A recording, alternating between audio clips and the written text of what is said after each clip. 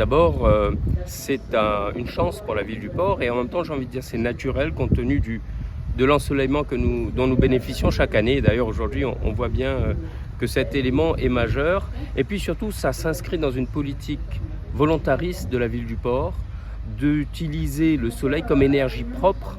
Et nous nous inscrivons à travers ce projet dans notre politique de transition énergétique.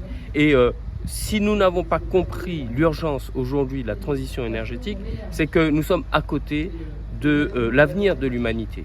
Et nous avons deux projets, celui de la transition énergétique avec le solaire bien sûr, mais aussi la préservation de la ressource naturelle et notamment de l'eau, et vous connaissez mon attachement sur ce sujet. Quel intérêt et quel investissement pour la mairie du port ? Alors, la ville met à disposition, moyennant un loyer, donc loue ce foncier. C'est l'équivalent, en termes de production, c'est 4,5 MW, c'est l'équivalent d'à peu près 4500 habitants, la consommation de 4500 habitants.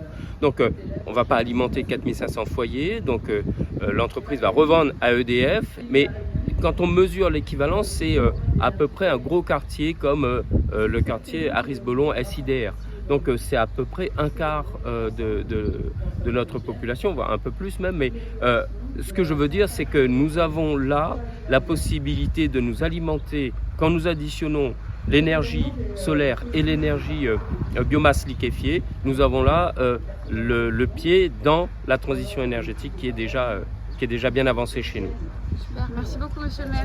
Merci.